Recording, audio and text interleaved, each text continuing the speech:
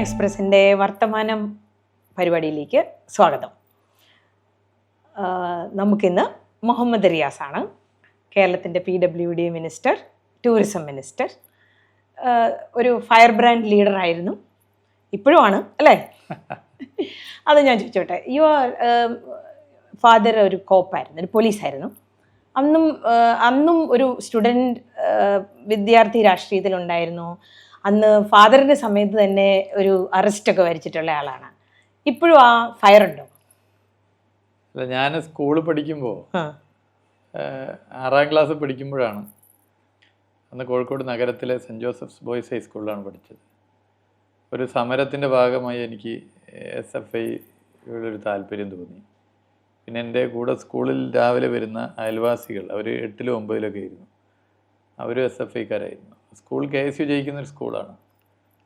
അപ്പോൾ പിന്നെ SFIൻ്റെ മുദ്രാവാക്യത്തോടൊക്കെ ഒരു താല്പര്യം തോന്നി.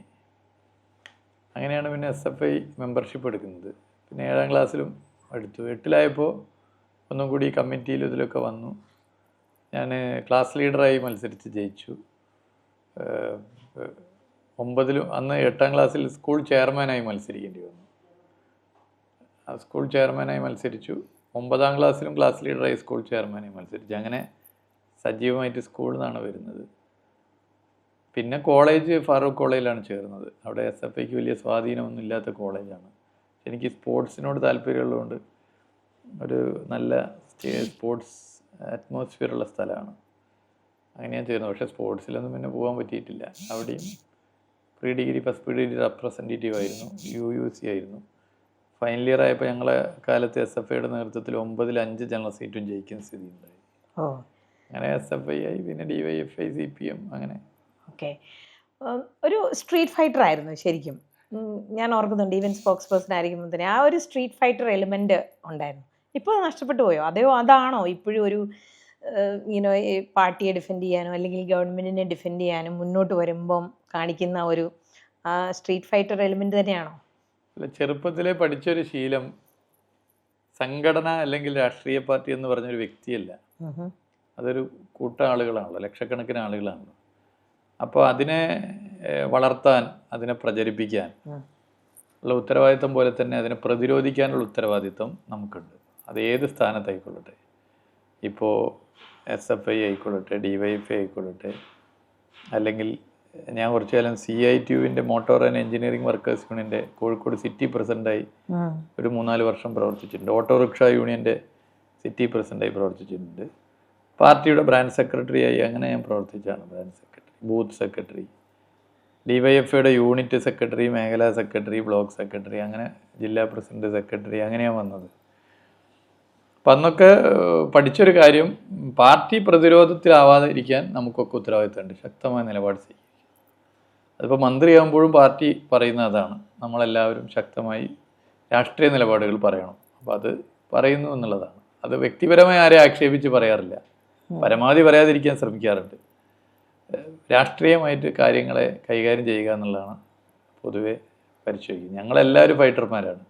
കമ്മ്യൂണിസ്റ്റുകാർ എന്ന് പറഞ്ഞാൽ നിലവിലുള്ള സാമൂഹിക അന്തരീക്ഷം, അതിൻ്റെ ചുറ്റുപാട്, അതിനൊക്കെതിരെ എപ്പോഴും ഫൈറ്റ് ചെയ്യുന്നവരാണ് കമ്മ്യൂണിസ്റ്റ്. മന്ത്രിയായാലും ഫൈറ്റിനൊരു കുറവും വരില്ല. അത് നിലവിലുള്ള പല തെറ്റായ പ്രവണതക്കെതിരെയും ഒരു ജനപ്രതിനിധി, ഭരണാധികാരി എന്നുള്ള നിലയിൽ ഫൈറ്റ് ചെയ്തുകൊണ്ടേയിരിക്കണം. ഫൈറ്റ് എന്നുള്ള ആ വാചകം ഒഴിവാക്കിക്കൊണ്ട്, ആ വേർഡ് ഒഴിവാക്കിക്കൊണ്ട് ഒരു കമ്മ്യൂണിസ്റ്റുകാരൻ്റെ ജീവിതമില്ല. പക്ഷേ യു ഹാഡ് എ പൊളിറ്റിക്കൽ ഒരു നല്ല ഒരു രാഷ്ട്രീയക്കാരൻ. You grew up through the ranks only.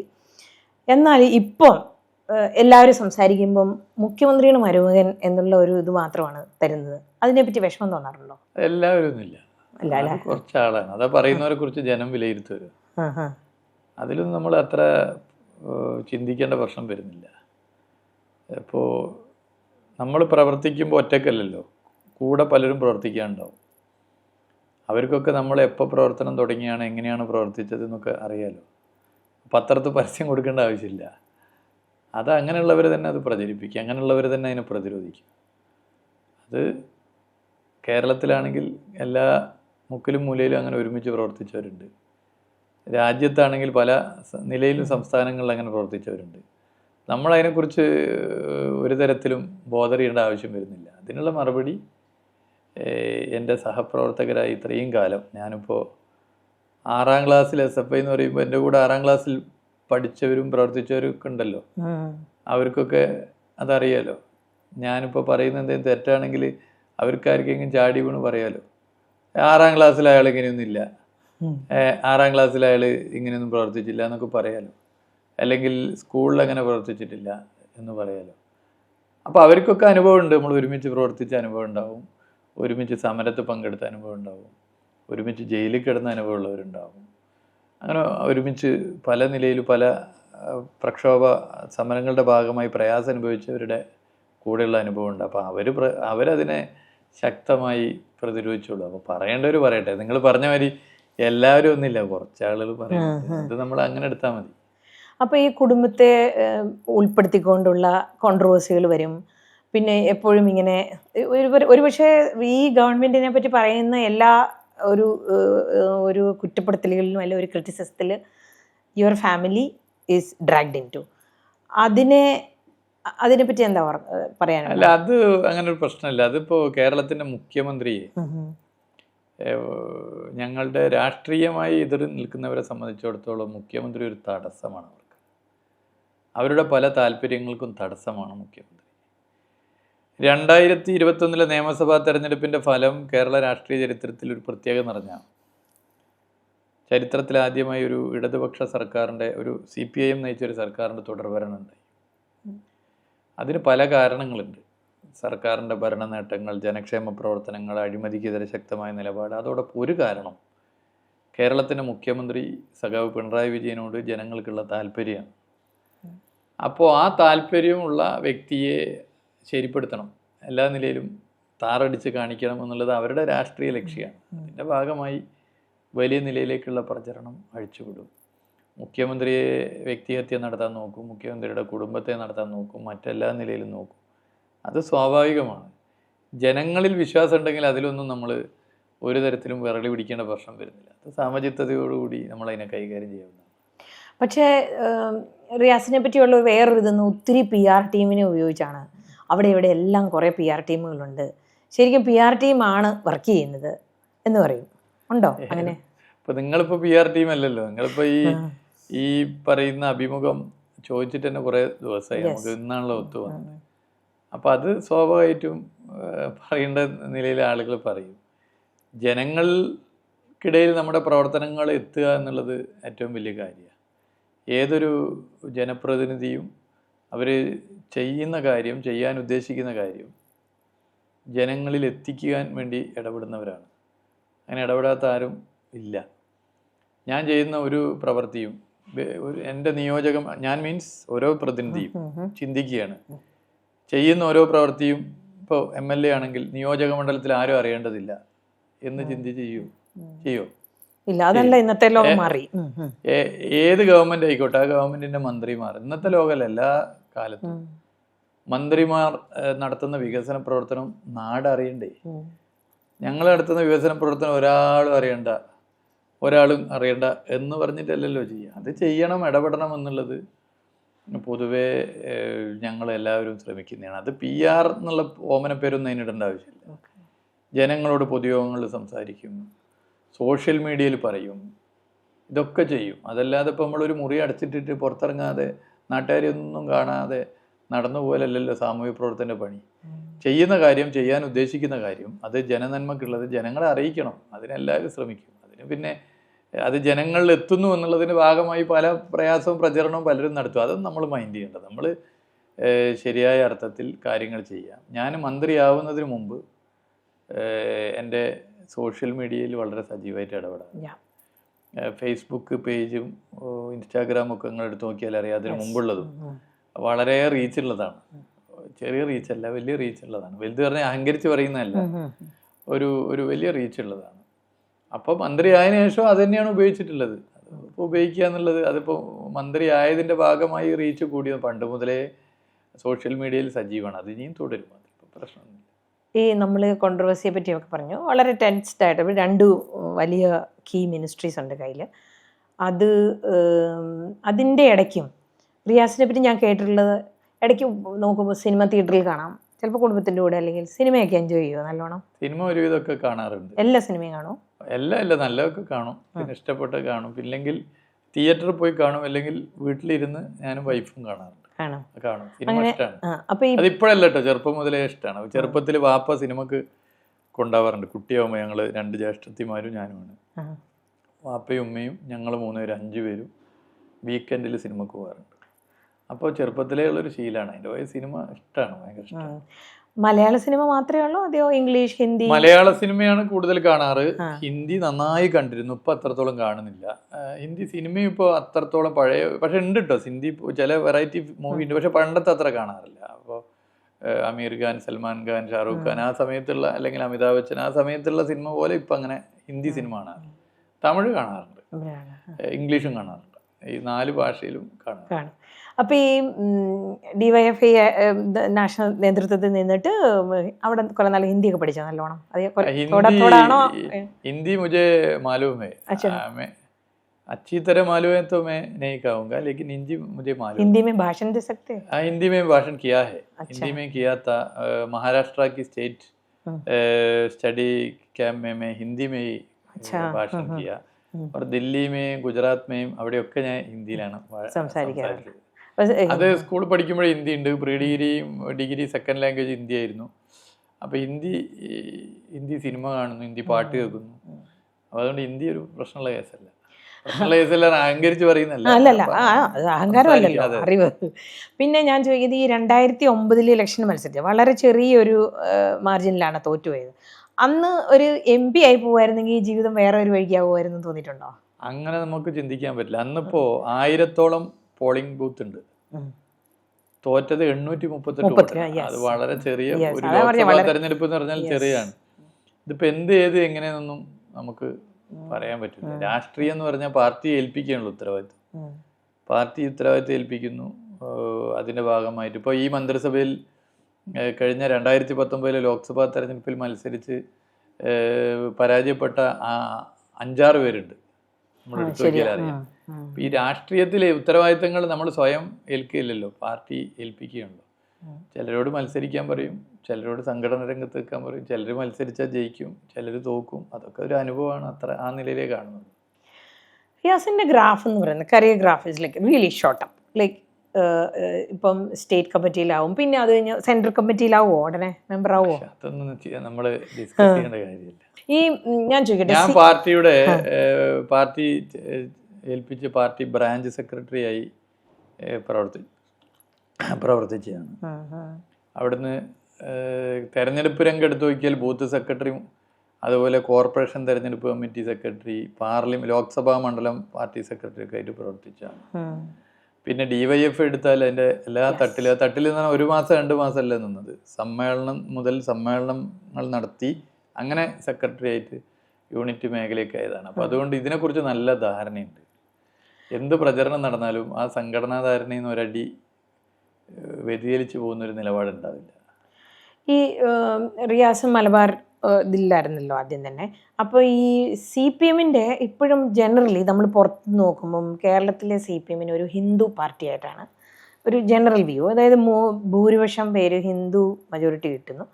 പക്ഷേ ഇപ്പം CPM-ൻ്റെ ഏറ്റവും വലിയൊരു ടാർഗറ്റ് അല്ലെങ്കിൽ പ്രയോറിറ്റി എന്ന് പറയുന്നത് it seems that Muslim vote. അതെന്താ അങ്ങനെ? അതായത് ഒരു ഹിന്ദു പാർട്ടി എന്ന് മീൻസ് CPM ശരിയായപ്പോൾ പറയുമായിരിക്കും മാർക്സിസ്റ്റ് പാർട്ടിയാണ്, കമ്മ്യൂണിസ്റ്റ് പാർട്ടിയാണ്, അതല്ല. പക്ഷെ അതിനെന്താണെങ്കിലും നമ്മൾ സപ്പോർട്ട് ബേസിൻ്റെ ഇത് നോക്കുവാണെങ്കിൽ അങ്ങനെ ഒരു ഇതാണ്. അപ്പം അതിനെ എങ്ങനെയാണ് അത് മാനേജ്? ഞങ്ങളെങ്ങനെ ഏതെങ്കിലും ഒരു പ്രത്യേക മതവിഭാഗം, ആ മതവിഭാഗത്തെ അടിസ്ഥാനപ്പെടുത്തി പാർട്ടി എന്നുള്ള നിലയിലല്ല. ഞങ്ങൾക്ക് വർഗ ബഹുജന സംഘടനകളുണ്ട്. ഇപ്പോൾ തൊഴിലാളികളെ സംഘടിപ്പിക്കാൻ, അല്ലെങ്കിൽ കർഷകരെ സംഘടിപ്പിക്കാൻ, കർഷക തൊഴിലാളികളെ സംഘടിപ്പിക്കാൻ, അല്ലെങ്കിൽ യുവജനങ്ങളെ, മഹിളകളെ, വിദ്യാർത്ഥികളെ സംഘടിപ്പിക്കാനൊക്കെ സംഘടനകളുണ്ട്. അല്ലാതെ ഏതെങ്കിലും ഒരു പ്രത്യേക മതവിഭാഗത്തെ സംഘടിപ്പിക്കാനോ അങ്ങനെയുള്ളൊരു നിലയല്ല ഉള്ളത്. അപ്പോൾ കേരളത്തിൽ എപ്പോഴും മതവർഗീയതയ്ക്കെതിരെ ശക്തമായ നിലപാട് ഞങ്ങൾ സ്വീകരിക്കാറുണ്ട്. അതിൻ്റെ ഭാഗമായി എല്ലാ മതവിഭാഗത്തിലുമുള്ള നല്ല മനസ്സുള്ള, മതനിരപേക്ഷ മനസ്സുള്ള ആളുകൾ ഞങ്ങൾക്കൊപ്പം വരാറുണ്ട്. അത് മുമ്പും അങ്ങനെയാണ്, ഇപ്പോഴും അങ്ങനെയാണ്. അതിലൊന്നും ഒരു മാറ്റവും ഇല്ല.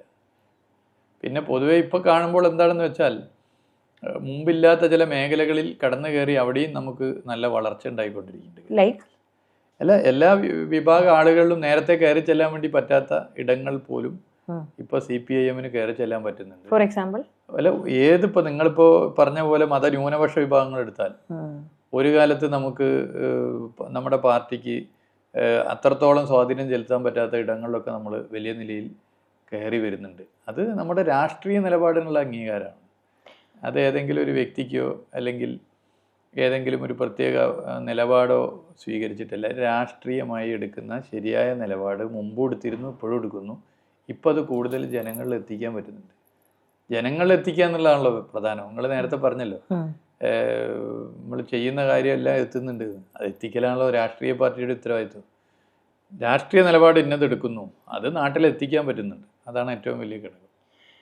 CPM ശരിക്കും പറയാം CPM ലെഫ്റ്റ് ഇപ്പം ഇപ്പോഴത്തെ ഒരു ഇത് വെച്ചിട്ട് കേരളത്തിൽ മാത്രമേ ഉള്ളൂ ഇതുപോലുള്ള ഒരു റെലവൻസ് ഉള്ളൂ. ഈ പാർട്ടി ഫെയ്ത്ത് ഇങ്ങനത്തെ കാര്യങ്ങൾക്കെതിരെ. പക്ഷെ പാർട്ടി ഡോക്യുമെന്റ്സിലെല്ലാം ഇങ്ങനെ എങ്ങനെയാണ് ഹിന്ദു കമ്മ്യൂണിറ്റിയോട് റീച്ച് ഔട്ട് ചെയ്യേണ്ടത് എന്നൊക്കെയുണ്ട്. അതെന്തുകൊണ്ടാണ് അങ്ങനെ?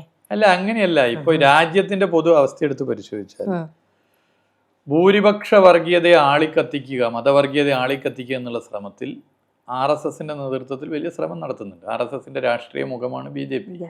അപ്പോൾ അത് കൂടുതൽ അപകടകരമായ ഒരു സാഹചര്യത്തിലേക്ക് പോകുന്ന ഒരു സ്ഥിതിയാണ്. തുടർച്ചയായി മൂന്നാമതും ഭരിക്കുകയാണ്. പക്ഷേ ഇത്തവണത്തെ ഭരണം സിംഗിൾ മെജോറിറ്റി ഇല്ല BJPക്ക്. ഇപ്പുറത്ത് മതന്യൂനപക്ഷ വിഭാഗങ്ങളിൽ ഒരു ഇൻസെക്യൂരിറ്റി, ഒരു അരക്ഷിതാവസ്ഥയുണ്ട്. ആ അരക്ഷിതാവസ്ഥ യഥാർത്ഥത്തിൽ ജനാധിപത്യ മാർഗത്തിലാണ് നേരിടേണ്ടത്. അതിന് പകരം മതവർഗീയ അജണ്ടകൾ അല്ലെങ്കിൽ എക്സ്ട്രീം സ്റ്റാൻഡുകളൊക്കെ എടുപ്പിക്കാനുള്ള ശ്രമമുണ്ട്. ആ ശ്രമം അപകടകരമാണ്. അപ്പോൾ ഇത് രണ്ടിനെയും ശക്തമായി എതിർക്കുക.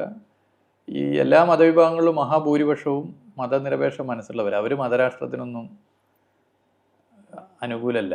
അപ്പോൾ അവരാണ് ഞങ്ങളുടെ പ്രതീക്ഷ. അവരിൽ ദൈനംദിന ജീവൽ പ്രശ്നങ്ങൾ ചർച്ച ചെയ്യിപ്പിക്കുക. അങ്ങനെ കൂടുതൽ കൂടുതൽ നമ്മുടെ പാർട്ടിയെ വളർത്തുക. കേരളത്തിൽ LDF ആൻഡ് UDF. LDFന് ഒരു സപ്പോർട്ട് ബേസ് ഇപ്പം ഞാൻ പറഞ്ഞ പോലെ കുറേയേറെ ഹിന്ദുക്കൾ, കുറേ മുസ്ലിംസ്, UDF കുറച്ച് ക്രിസ്ത്യൻസ്, കുറച്ച് ഹിന്ദുക്കൾ. BJP ഇത് ബ്രേക്ക് ചെയ്യാൻ നോക്കി. പക്ഷേ കുറേ നാളായി പറ്റിയില്ലായിരുന്നു. പക്ഷേ പതുക്കെ ഒരു ലക്ഷണം കണ്ടു തുടങ്ങുന്നുണ്ട്. തൃശ്ശൂർ നമ്മളത് കണ്ടു. അപ്പം ഇതിനെപ്പറ്റി എന്താണ്, അതിനെപ്പറ്റിയുള്ള എന്താണ് തോന്നുന്നത്? അല്ല, BJPയുടെ പ്രതീക്ഷ കോൺഗ്രസ് ആണ്. കേരളത്തിലെ കോൺഗ്രസ് എടുത്ത തെറ്റായ രാഷ്ട്രീയ നിലപാടുകൾ, കേരളത്തിലെ UDF എടുത്തുകൊണ്ടിരിക്കുന്ന തെറ്റായ രാഷ്ട്രീയ നിലപാടുകൾ, അതാണ് BJPയുടെ ഏക പ്രതീക്ഷ. BJPക്ക് അങ്ങനെ കേരളത്തിലെ മതനിരപേക്ഷ മനസ്സുള്ളവരുടെ മനസ്സ് കീഴടക്കാനാകില്ല. ഇനിയിപ്പോൾ എത്ര ശ്രമിച്ചിട്ടും കാര്യമില്ല. പക്ഷെ BJPക്ക് എല്ലാ നിലയിലും സഹായം നൽകുന്നത് അന്ധമായ ഇടതുപക്ഷ വിരുദ്ധത കാരണം കോൺഗ്രസ് എടുക്കുന്ന സമീപനങ്ങളാണ്. ഇപ്പോൾ തൃശ്ശൂർ നിങ്ങൾ നോക്കിയാൽ ഇപ്പോൾ ആ പൊട്ടിത്തെറി ഇപ്പോഴും തീർന്നിട്ടില്ല. അവിടെ മത്സരിച്ച ആൾ ഇപ്പോഴും അതിൻ്റെ പ്രശ്നം പറയുന്നു, ആളുകൾ പറയുന്നു. അതിൻ്റെ കമ്മീഷൻ റിപ്പോർട്ട് ഇതുവരെയും പുറത്തു വിട്ടില്ല. അന്ന് BJP അവിടെ ജയിപ്പിക്കാൻ നേതൃത്വം കൊടുത്തവരെ ചേലക്കര ഇലക്ഷൻ്റെ ചുമതല നൽകി. അതും തൃശ്ശൂർ ജില്ലയിൽ തന്നെയാണല്ലോ. കോൺഗ്രസിൻ്റെ വോട്ട് ചോരുകയും മറിയുകയും ചെയ്തു. ഇത് തൃശ്ശൂർ ആദ്യമായിട്ട് സംഭവിച്ച ഒരു സീറ്റല്ല, നിയമത്തുണ്ടായിരുന്നു. പല സ്ഥലത്തും BJP ജയിച്ചത് കോൺഗ്രസിൻ്റെ വോട്ട് പോയിട്ടാണ്. അപ്പോൾ കേരളത്തിലെ BJPയുടെ പ്രതീക്ഷ കോൺഗ്രസ്സാണ്. കേരളത്തിലെ BJPയുടെ കണ്ണിലെ കരട് ഞങ്ങളാണ്. ഇതൊരു വസ്തുതയാണ്. പക്ഷെ കേരളത്തിലുണ്ടല്ലോ ഇൻക്രീസിംഗ്ലി ഒരു പോളറൈസേഷൻ വരുന്നുണ്ട്. ഇപ്പോൾ എൻ്റെ വീടുള്ള റീജിയനൊക്കെ എന്ന് പറയുന്നത് ഒരു ക്രിസ്ത്യൻ ഡൊമിനേറ്റഡ് ആയിരുന്നു. പക്ഷെ അവിടെയാണെങ്കിൽ ഒരു ക്രിസ്ത്യൻ കമ്മ്യൂണിറ്റിയുടെ ഇടയ്ക്ക് ഭയങ്കര ഒരു ആൻറ്റൈ മുസ്ലിം ഫീലിംഗ് ഉണ്ട്. സ്വാഭാവികമായിട്ടും BJP അതിനെ ലക്ഷ്യം വെച്ചുകൊണ്ട് അതിനെ ക്യാപിറ്റലൈസ് ചെയ്യാൻ ശ്രമിക്കുന്നുണ്ട്. അപ്പോൾ ഇങ്ങനത്തെ ഒരു സിറ്റുവേഷനെ പറ്റി അത് ഹൈലി പോളറൈസ്ഡ് ആവുകയാണ്. It was a state which actually stood out. ഇതിനെപ്പറ്റി do you have any concern? അല്ല, പോളറൈസേഷനിൽ വലിയ ശ്രമമുണ്ട്. അത് ഉള്ളവർ തന്നെ പറയണല്ലോ. ആ ശ്രമത്തെ ചെറുക്കാൻ ജനങ്ങളെ ആകെ ഒന്നിപ്പിക്കാൻ ഞങ്ങളും നന്നായിട്ട് ഇടപെടുന്നുണ്ട്. കേരളത്തിൽ LDF സർക്കാർ ആയതുകൊണ്ട് തന്നെ പോളറൈസേഷൻ അത്ര എളുപ്പത്തിൽ സാധിക്കില്ല. ഇതിപ്പോൾ UDF ആയിരുന്നു കേരളം ഭരിച്ചിരുന്നെങ്കിൽ കേരളം വർഗീയ കലാപ ഭൂമിയാകുമായിരുന്നു. കേരളത്തിൽ BJPക്ക് ഒന്നുകൂടി കാര്യങ്ങൾ എളുപ്പമാകുമായിരുന്നു. കാരണം പോലീസ് അല്ലെങ്കിൽ മറ്റ് ഭരണ സംവിധാനങ്ങൾ ഇത്തരം വിഷയങ്ങളിൽ കക്ഷി ചേരും. മതവർഗീയ അജണ്ടകളുള്ളവർക്ക് ഭരണത്തിൽ എളുപ്പത്തിൽ ഇടപെടാൻ പറ്റും. LDF ആയതുകൊണ്ട് അതൊന്നും പറ്റില്ല. അപ്പോൾ BJPക്ക് ഒരു തടസ്സം LDF ഭരണമാണ് കേരളത്തിൽ എന്നുള്ളതാണ്. അല്ലെങ്കിൽ മതവർഗീയ പ്രസ്ഥാനങ്ങൾ, either BJP or ഇനി അത് minority, extreme group or communal group, അവരുടെ ഒരു തടസ്സം LDF ഭരണമുള്ളതാണ്. അതുകൊണ്ടാണ് ഇവരൊക്കെ LDF ഭരണം എങ്ങനെയെങ്കിലും മാറണം എന്ന് ആഗ്രഹിക്കുന്നത്. LDF അല്ല UDF ആണ് ഭരിക്കുന്നെങ്കിൽ കലാപങ്ങൾ ഉണ്ടാക്കാനും കുഴപ്പങ്ങൾ സൃഷ്ടിക്കാനും പോളറൈസേഷൻ നടത്താനൊക്കെ വളരെ എളുപ്പമാണ്. അങ്ങനെ ഇവരുടെ വളർച്ച ഉണ്ടാവുകയുള്ളൂ. ഏത് മതവർഗീയ പ്രസ്ഥാനം ആയിക്കൊള്ളട്ടെ, അവരുടെ ലക്ഷ്യത്തിലേക്ക് കാര്യങ്ങൾ പോകണമെങ്കിൽ LDF ഭരണം കേരളത്തിൽ ഉണ്ടാവരുത്. ഈ ഒരു മുസ്ലിം കമ്മ്യൂണിറ്റിയുടെ ഇടയ്ക്ക്, എസ്പെഷ്യലി യൂത്തിൻ്റെ ഇടയ്ക്ക് ഒരു റാഡിക്കലൈസേഷൻ ഫിയറും ഉണ്ട് ഒത്തിരി. ഇത് ഈ മറ്റ് കമ്മ്യൂണിറ്റികളുടെ വിഷയം ഇരിക്കെ തന്നെ അങ്ങനെ പ്രത്യേകിച്ച് യങ്സ്റ്റേഴ്സിൻ്റെ ഇടയ്ക്ക് ഇങ്ങനെ കുറേ കണക്കുകളൊക്കെ നമ്മളുണ്ട്. അതൊക്കെ എക്സാജറേറ്റഡ് ആണെന്ന് വെച്ചാൽ തന്നെ കുറച്ച് റിയാലിറ്റി ഉണ്ട്. ഈ കമ്മ്യൂണിറ്റിയുടെ ഇടയ്ക്ക്, പ്രത്യേകിച്ച് കേരളത്തിലെ പോലെ ഒരു സംസ്ഥാനത്ത് റാഡിക്കലൈസേഷൻ ഒരു ഇതാണ് എന്ന് അത് തോന്നിയിട്ടുണ്ടോ? ഇല്ല, പൊതുവെ ഒരു അരക്ഷിതാബോധം രാജ്യത്താകെ ഉണ്ടല്ലോ. പക്ഷേ മുസ്ലിം കമ്മ്യൂണിറ്റിയിൽ പ്രത്യേകിച്ച് ചെറുപ്പക്കാരെ എടുത്ത് പരിശോധിച്ചാൽ എക്സ്ട്രീമിസത്തിന് എതിരാണ്. ഏതെങ്കിലും കമ്മ്യൂണൽ ഇതിൻ്റെ ഭാഗമായി പോകുന്ന 1-2 കേസ് ഉണ്ട് എന്നല്ലാതെ ടോട്ടലി നമ്മൾ എടുത്തു കഴിഞ്ഞാൽ എല്ലാവരും ഒന്നിച്ച് നിൽക്കണം, ഒരു മതസഹോദര്യം വേണം, മതനിരപേക്ഷത തകരരുത് എന്നൊക്കെ ആഗ്രഹിക്കുന്നവരാണ്. മറ്റ് കമ്മ്യൂണിറ്റി പോലെ തന്നെ മുസ്ലിം കമ്മ്യൂണിറ്റിയിലെയും യങ്സ്റ്റേഴ്സ്. അത് തെറ്റായ ഒരു കാഴ്ചപ്പാടായിട്ട് എനിക്ക് തോന്നിയിട്ടുണ്ട്. ഏതെങ്കിലും ഒറ്റപ്പെട്ട എന്തെങ്കിലും ഉണ്ടാവുന്നല്ലാതെ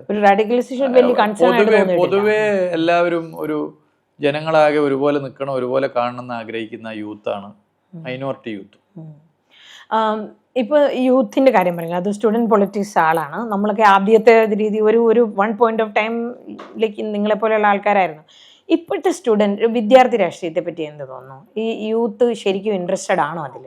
അതെയോ ഈ കോളേജിലൊക്കെ പോയി കേട്ട് ഇവിടുത്തെ മുഖ്യമന്ത്രിയുടെ പേര് ചോദിച്ചാൽ പോലും അറിയില്ല? കാലം മാറിയിട്ടുണ്ട്. പക്ഷെ നമുക്ക് യൂത്തിനൊന്നും അറിയില്ല നമ്മൾ വിലയിരുത്താൻ പാടില്ല. ഇപ്പൊ ഈ സോഷ്യൽ മീഡിയ ഒക്കെ ഉള്ളതുകൊണ്ട് എല്ലാ കാര്യവും അറിയും, അതിലൊന്നും സംശയമൊന്നുമില്ല. കാലം മാറിയിട്ടുണ്ട്. കാലത്തിനനുസരിച്ച് വിദ്യാർത്ഥി സംഘടനകളും അതിന്റെ പ്രവർത്തനങ്ങൾ ശക്തിപ്പെടുത്തുന്നുണ്ട്. പഴയ കാലം ഗംഭീരം, പണ്ടത്തെ വിദ്യാർത്ഥി യുവജന സംഘടനകൾ ഗംഭീരം, ഇപ്പോഴത്തെ വിദ്യാർത്ഥി യുവജന സംഘടനകൾ പോരാ, അന്നത്തെ നേതാക്കന്മാർ ഗംഭീരം, ഇന്നത്തെ നേതാക്കന്മാർ വിദ്യാർത്ഥി യുവജനം പോരാ എന്ന പ്രചരണം തെറ്റാണ്. അത് ശരിയായ പ്രചരണമല്ല. ഇനി അങ്ങനെ ചിന്തിക്കുന്നവരാരെങ്കിലും ഉണ്ടെങ്കിൽ അന്നത്തെ ഞങ്ങളെ കാലം ഗംഭീരം, ഇപ്പത്തൊക്കെ വിഡ്ഢികളെന്ന് ചിന്തിക്കുന്നവരുണ്ടെങ്കിൽ അവരാണ് യഥാർത്ഥ വിഡ്ഢികൾ. ഓരോ കാലത്തും രൂപപ്പെട്ടു വരുന്ന നേതൃത്വം ഉണ്ടാവും. സംഘടന ഓരോ കാലത്തിനനുസരിച്ച് ഇടപെടും. ഇപ്പോൾ SFI എടുത്ത് പരിശോധിച്ചാൽ SFIയെ പൊതുവെ പണ്ട് ഗംഭീരം, ഇപ്പോൾ മോശം എന്ന് വരുത്തി തീർക്കാൻ ശ്രമിക്കുന്നുണ്ട്. ആ പഴയ കാലത്ത് ഈ ചീത്ത പറഞ്ഞവരുടെ മുൻ തലമുറക്കാർ അന്നത്തെ SFI ഗംഭീരെന്ന് അംഗീകരിക്കില്ല. അപ്പം എല്ലാ കാലത്തും SFIയെ മോശപ്പെടുത്താനേ ശ്രമിച്ചിട്ടുള്ളൂ. അതിന് ചരിത്രത്തെയാണ് പറയുക. പഴയ ആളുകൾ ഉഷാറ്, ഇപ്പം മോശം. അത് SFIൻ്റെ മാത്രമല്ല, നിങ്ങൾ ഗവൺമെൻറ് എടുത്തോ. 2016-21 ഗവൺമെൻറ് മന്ത്രിമാർ ഉഷാർ, ഇപ്പോഴത്തെ അത്ര പോരാന്ന പ്രചരണം നടത്തി തുടക്കത്തിൽ. ഇപ്പം അങ്ങനെയില്ല. തുടക്കത്തിൽ 2016-21 എന്നെങ്കിലും അന്നത്തെ മന്ത്രിമാരെ പ്രകീർത്തിച്ചുകൊണ്ട് 2 വർത്താനം പറയാൻ അവർ തയ്യാറായിട്ടുണ്ട്. അപ്പൊ ഇതൊക്കെ വസ്തുതയാണ്, അതൊക്കെ ആളുകൾ മനസ്സിലാക്കുന്ന കാര്യം. ഈ SFIയും DYFI ഒക്കെ വളരെ എല്ലാ വിഷയത്തിലും ഇൻവോൾവ് ചെയ്തുകൊണ്ട്, ഈവൻ LDF ഗവൺമെൻറ് ഉള്ളപ്പോൾ തന്നെ അവരുടെ ഇൻവോൾവ്മെൻറ്റ് ഭയങ്കര. ഇപ്പോൾ അവിടെ എറണാകുളത്തൊരു സ്കൂളിൽ ഒരു കുട്ടി മരിച്ചു. അപ്പോൾ അതിലൊന്നും SFIയുടെ അല്ലെങ്കിൽ DYFIയുടെ ഒരു പോസിറ്റീവായിട്ടുള്ള ഒരു റോള് പുറത്തേക്ക് കണ്ടില്ല. രണ്ടാമത്തെ കാര്യം, എന്തെങ്കിലും പ്രശ്നം വന്നാൽ ഏറ്റവും കൂടുതൽ എല്ലാവരും കുറ്റപ്പെടുത്തുന്ന, അല്ലെങ്കിൽ അതിനകത്തൊരു പ്രതിസ്ഥാനത്ത് ചൂണ്ടിക്കാണിക്കാനായിട്ട് ഒരു പാർട്ടി പ്രവർത്തകൻ ഈ ഇതിലെ SFIയിലെ DYFIയിലെ, അതെന്തുകൊണ്ടാണ് അങ്ങനെ? അതൊക്കെ എല്ലാ കാലത്തും ഉണ്ട്. എല്ലാ കാലത്തും ഉണ്ട്. SFIനെ എടുത്ത് പരിശോധിച്ചാൽ SFI ഇപ്പോൾ പ്രത്യേകിച്ച് കേന്ദ്ര സർക്കാരിൻ്റെ ഓരോ നിലപാടുകൾ കാരണം വിദ്യാഭ്യാസ മേഖല വലിയ പ്രതിസന്ധി നേരിടുകയാണ്. ആ പ്രതിസന്ധിയിൽ നിന്നുകൊണ്ടാണ് SFI പ്രവർത്തിക്കുന്നത്. കേരളത്തിൽ നമ്മളത് കാണുന്നുണ്ട്. ചില ഇടപെടലുകൾ ഫെഡറൽ സംവിധാന തത്വങ്ങൾ ലംഘിച്ച് അതിനോടൊക്കെ ഫൈറ്റ് ചെയ്യണം SFI. ഞാനിപ്പോൾ ഇങ്ങോട്ട് വരുമ്പോൾ രാവിലെ തന്നെ പത്രത്തിൽ കണ്ടത് SFI സംസ്ഥാന സെക്രട്ടറിയുടെയും പ്രസിഡന്റിന്റെയും ഫോട്ടോ ആണ് പോലീസ് വലിച്ചഴിച്ച് കൊണ്ടുവന്നത്. അത് കേരള സർവകലാശാലയിലെ വൈസ് ചാൻസലർക്കെതിരെയുള്ള സമരമാണ്. അപ്പോൾ SFI നന്നായി പ്രക്ഷോഭം നടത്തുന്നുണ്ട്. DYFI എടുത്തു നോക്ക് നിങ്ങൾ. കാലത്തിനനുസരിച്ചല്ലേ DYFI ഇടപെടുന്നത്. DYFI ഇപ്പോൾ ചാരിറ്റി വർക്ക് ഇന്നത്തെ കാലത്ത് ഒരു പ്രധാന വർക്കാണ്. അതിൽ ഏറ്റവും മുന്നിൽ നിൽക്കുന്ന ഒരു സംഘടന. അതൊരു മത്സരാധിഷ്ഠിതമായി നടത്തേണ്ടതല്ല. പക്ഷേ DYFIയിൽ നല്ല റോള് വഹിക്കുന്നുണ്ട്. ഇപ്പോൾ ഈ ആക്രി വർക്കി വിറ്റ് പണം ഉണ്ടാക്കിയിട്ട് CMDRF കൊടുത്തിട്ടില്ലേ? ലോകത്ത് ഏതെങ്കിലും യുവജന സംഘടന നടത്തിയിട്ടുണ്ടോ? മെഡിക്കൽ കോളേജ് ചോറ് കൊടുക്കുന്നു. ഇതോടൊപ്പം പ്രക്ഷോഭ സമരങ്ങൾ നടത്തുന്നുണ്ട്. അതിന് ചിലർ പറയുന്നത് എന്താ, പ്രക്ഷോഭ സമരമല്ല, വെറും ഈ സമരമേ ഉള്ളൂ. അതൊക്കെ തെറ്റാണ്. DYFIക്ക് സാധ്യമാകുന്ന നിലയിൽ പ്രക്ഷോഭ സമരം DYFI നടത്തുന്നുണ്ട്. അല്ലെങ്കിൽ ഞാൻ പറയാം എൻ്റെ കാലത്ത് ഗംഭീരം ഇപ്പം മോശമാണ്, അങ്ങനെ പറയുന്നത് തന്നെ തെറ്റാണ്. അങ്ങനെ പറയുന്നവരല്ല ഞങ്ങളാരും. അപ്പോൾ ഓരോ കാലത്തിനനുസരിച്ച് ഇവർ നന്നായി ഇടപെടുന്നുണ്ട്. അവർ പുതിയ കാലത്തിനനുസരിച്ച് അവരുടെ സംഘടനയെ വളർത്താൻ അതിന് നേതൃത്വം ശ്രമിക്കുന്നുണ്ട്. അല്ല, പഴയ പോലെ ഇപ്പോഴത്തെ യൂത്തിന് താല്പര്യമുണ്ടോ രാഷ്ട്രീയത്തിൽ ഈ സോഷ്യൽ ഇഷ്യൂസിന് ഇൻവോൾവ് ആവാനായിട്ട്? യൂത്തിന്റെ രാഷ്ട്രീയ താല്പര്യത്തിന്റെ കുറവും ആ യുവജന സംഘടനയുമായി ബന്ധപ്പെട്ട പ്രശ്നവും രണ്ടാണ്. അല്ല, യൂത്തിന് ഞാൻ ചോദിച്ചത് ഇന്നത്തെ യുവജന സംഘടനാ പ്രവർത്തനം എന്ന് പറഞ്ഞാൽ കുറെ മുമ്പത്തേക്കാൾ ബുദ്ധിമുട്ട് നിറഞ്ഞാണ്. കാരണം പണ്ട് യുവജന സംഘടനയിലേക്ക് ഇങ്ങോട്ടേക്ക് ആൾ ഓടി വരും. ഇന്ന് നമ്മൾ ആളെ കൊണ്ടുവരാൻ കുറെ കൂടി അങ്ങോട്ടേക്ക് ഇടപെടണം. കാരണം യൂത്തിന്റെ ടേസ്റ്റ് വേറെയാണ്, തൊഴിലിന്റെ സ്വഭാവം, ഇങ്ങനെ പല പ്രശ്നങ്ങളും ഉണ്ട്. പക്ഷെ ഇതൊന്നും കൊണ്ടൊന്നും യുവജന സംഘടനകൾ മോശമെന്ന് നമുക്ക് കാണാൻ വേണ്ടി പറ്റുന്ന കാര്യമല്ല. വളരെ ആക്റ്റീവായി അവർ പ്രവർത്തിക്കുന്നുണ്ട്, ഈ പരിമിതിയിൽ നിന്നുകൊണ്ട് പ്രവർത്തിക്കുന്നുണ്ട്. അതിന് പൊതുവേ ഗുണമുണ്ട് കേട്ടോ, പൊതുവേ ഗുണവും ഞാൻ കാണുന്നുണ്ട്. അതിപ്പോൾ യുവജന സംഘടന മാത്രമല്ല, നിങ്ങൾ രാഷ്ട്രീയ പാർട്ടി എടുത്തോ. CPIM മുമ്പ് പ്രവർത്തിക്കുമ്പോൾ CPIMലേക്ക് ആളുകൾ ഇങ്ങോട്ട് വരും, നമ്മൾ നേതൃത്വം എന്നുള്ള നിലയിൽ. ഇന്ന് നമുക്ക് കൂടുതൽ ജനങ്ങളിലേക്ക് ഇനിയും ഇറങ്ങണം.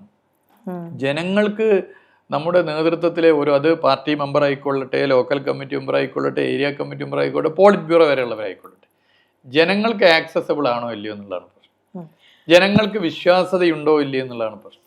എനിക്ക് ഇന്ന സഖാവിൻ്റെ അടുത്ത് പോയി പറയാൻ തോന്നണം, പറയേണ്ടതുണ്ട്, എന്നാൽ അയ്യോ അങ്ങോട്ട് പോയിട്ട് കാര്യമില്ല, നമ്മളെ മൈൻഡേ ഇല്ല, അങ്ങനെ ഒരു തോന്നൽ ഉണ്ടാവരുത്. ഉണ്ടാവാതിരിക്കുക. അതാണ് ലെനിൻ പറഞ്ഞ ജനങ്ങൾക്കിടയിൽ ജലത്തിലെ മത്സ്യത്തെ പോലെ ഇടപെടുക. എല്ലായിടത്തും നമ്മൾ വേണം. നമ്മൾ അവരുടെ ജനങ്ങളുടെ സുഖത്തിലും ദുഃഖത്തിലും അത് പങ്കുവെക്കുന്നവരായി നമ്മൾ ഓരോരുത്തരും മാറണം. അങ്ങനെ മാറാനുള്ള ശ്രമമാണ് നടക്കുന്നത്. എല്ലാവരെയും അറ്റൻഡ് ചെയ്യാനും എല്ലാവരോടും സംസാരിക്കാനും വിഷയങ്ങൾ ഇടപാടാനും രാഷ്ട്രീയ നിലപാട് അവരെ പറഞ്ഞ് ബോധ്യപ്പെടുത്താനും സാധിക്കണം. നമ്മൾ അങ്ങനെ ഇടപെടുന്നവരാണെങ്കിൽ നമ്മൾ പറയുന്ന രാഷ്ട്രീയം കൂടുതൽ കേൾക്കാനും ആളുകളുണ്ടാവും, സ്വീകരിക്കാനും ആളുകളുണ്ടാവും. ആ നിലയിൽ ഇടപെടണം ഇന്നത്തെ കാലത്ത്. പ്രത്യേകിച്ച് രാഷ്ട്രീയക്കാരുടെ ഭാര്യമാർ അല്ലെങ്കിൽ partners, whether man or a woman, അപ്പോൾ അവിടെ വരുമ്പോഴത്തേനും എന്തെങ്കിലും നമ്മൾ ജനറലി പണ്ട് വിചാരിച്ചുകൊണ്ടിരുന്നത് എന്തെങ്കിലും പറയുമ്പോഴേ every successful man has a woman behind എന്ന് പറയുമായിരുന്നു. അപ്പം റിയാസിൻ്റെ കാര്യത്തിൽ how much your wife supports you? രാഷ്ട്രീയം എല്ലാ കാര്യത്തിലും നമ്മളൊരു നല്ല സുഹൃത്താണ്. എല്ലാ കാര്യങ്ങളും സംസാരിക്കാറുണ്ട്. രാഷ്ട്രീയമായിക്കൊള്ളട്ടെ, കല ആയിക്കോട്ടെ, ഇനി സ്പോർട്സ് ആയിക്കൊള്ളട്ടെ, ഏതും ഞങ്ങൾ സംസാരിക്കാറുണ്ട്. നല്ല നിലയിലൊരു പരസ്പരം ഞങ്ങൾ സപ്പോർട്ടീവാണ്, സൗഹൃദമുണ്ട്. അതെ. പക്ഷെ അതേസമയം ഇപ്പം ഞാൻ പറയട്ടെ, ഇപ്പം അരവിന്ദ് കെജ്രിവാളിൻ്റെ കാര്യം വന്നപ്പോൾ ഉടനെ ആ ശീഷ് മഹലാണല്ലോ അദ്ദേഹത്തിന്, ഉടനെ പറഞ്ഞത് വൈഫിൻ്റെ, ഇങ്ങനെ ജനറൽ പത്രത്തിലൊന്നും വരില്ല, ഞാൻ പറയാം ജനറൽ ഒരു ടോക്ക്, വൈഫിൻ്റെ പ്രഷറിലാണ് അയാൾ അത്രയും വലിയ വീടുണ്ടാക്കിയെന്ന് പറഞ്ഞു. പിന്നെ നമ്മുടെ ദേവേന്ദ്ര ഫഡ്നവിസിൻ്റെ വൈഫിന് ഭയങ്കര ടാർഗറ്റാണ് വൈഫ്. എല്ലാം എന്തെങ്കിലും കഴിഞ്ഞ ഇലക്ഷൻ അയാളുടെ പരാജയത്തിന് മുഴുവൻ അയാളുടെ വൈഫിനെ പലരും കുറ്റപ്പെടുത്തി, ഈവൻ ഓർഗനൈസേഷനുള്ളിൽ തന്നെ. ഇപ്പം അയാൾ ജയിച്ചപ്പോൾ അത് അയാളുടെ ഗുണം. അങ്ങനെ തോന്നാറുണ്ടോ ഇവിടെ generally, not in your life only, generally ഇങ്ങനെ ഇവിടുത്തെ ഈ സ്ത്രീകളോട് അത് ഒഴിവാക്കേണ്ടതുണ്ട്. അത് പൊതുവെ നമ്മുടെ ആ നിലയിൽ രാഷ്ട്രീയം പറയുമ്പോൾ രാഷ്ട്രീയം പറയാന്നില്ലാതെ അതിനെ വേറെ നിലയിൽ വ്യക്തിഹത്യ നടത്തുകയും വ്യക്തിപരമായി മറ്റുള്ളവരെ വലിച്ചഴക്കുകയും ചെയ്യുന്ന ഒരു നിലപാട് പൊതുവെ ഒഴിവാക്കേണ്ടതാണ്. എന്നാൽ അതിലേറ്റവും കേരളത്തിൽ കണ്ടൊരു പ്രത്യേകത, കേരളത്തിലെ മഹാഭൂരിപക്ഷം വരുന്ന ജനങ്ങളും ഇതിനെതിരാണ്. നിങ്ങൾ സോഷ്യൽ മീഡിയ എടുത്ത് പരിശോധിച്ചാൽ സോഷ്യൽ മീഡിയയിൽ കമൻറ്റേ നമ്മൾ നോക്കാറുള്ളൂ. കമൻറ്റ് ചെയ്യാതെ സോഷ്യൽ മീഡിയ കാണുന്നവർ അതിൻ്റെ ഒരു 100 ഇരട്ടി ഉണ്ടാവും.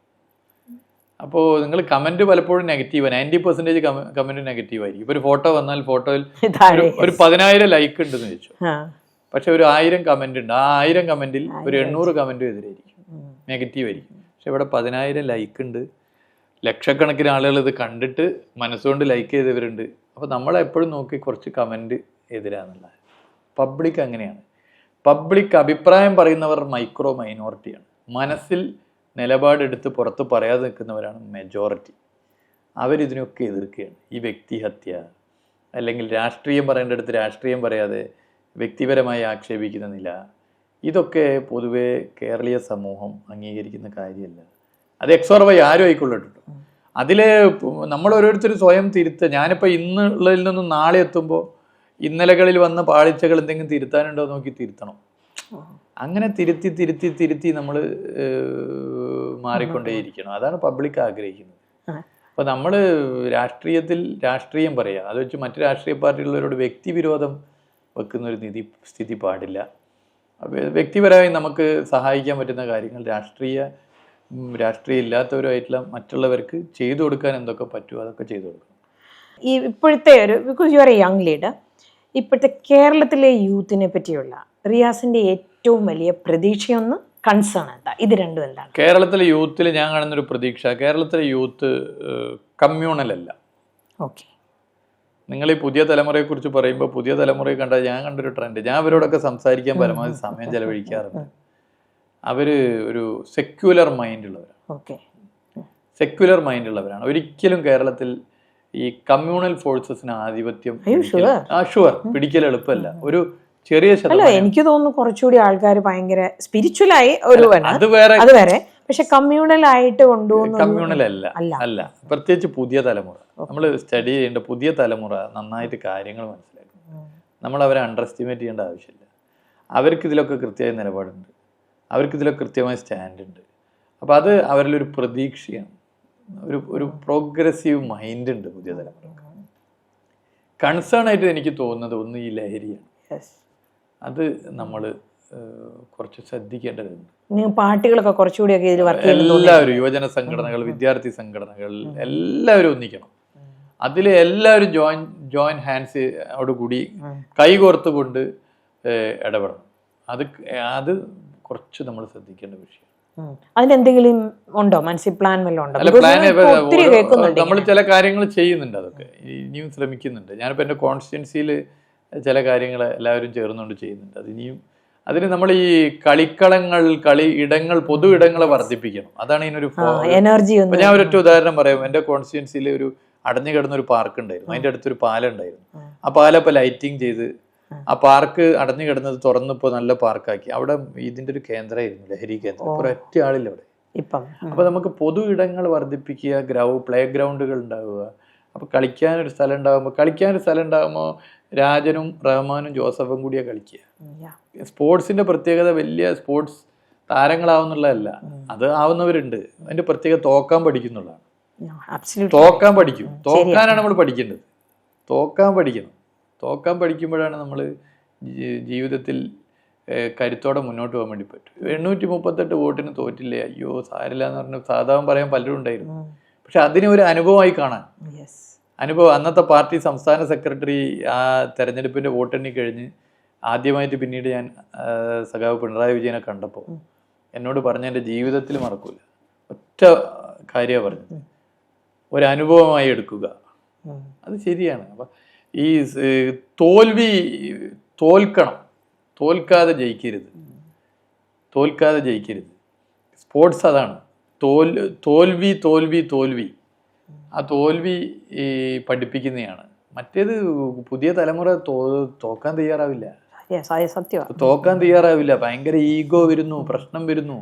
നമ്മളിപ്പോ ചെറുപ്പത്തിലെ അടിയും പിടിയും കച്ചറയും ഫുട്ബോളും ക്രിക്കറ്റും ഷട്ടിലും ഒക്കെ നീന്തലും അതിൽ ചിലപ്പോൾ അടിയിൽ ചിലപ്പോൾ നമുക്ക് നന്നായിട്ട് കിട്ടിയിട്ടുണ്ടാവും, തമ്മിൽ സ്റ്റണ്ടൊക്കെ ഉണ്ടാവുമല്ലോ, ഫൈറ്റൊക്കെ കിട്ടിയിട്ടുണ്ടാവും. അതൊന്നും നമ്മൾ അറിയാതെ ആർജിച്ചെടുക്കുന്ന ഒരു കാര്യമുണ്ട്. അത് IAS ബിരുദം പോലെയാണ്. കേൾക്കാനോ അല്ലെങ്കിൽ റിജക്ഷൻ ഫേസ് ചെയ്യാനോ അതിന് വലിയ കാര്യമുണ്ട്. അപ്പൊ തോറ്റുകൊണ്ട് ജീവിതം മുന്നോട്ട് പോകണം. Thank you so much.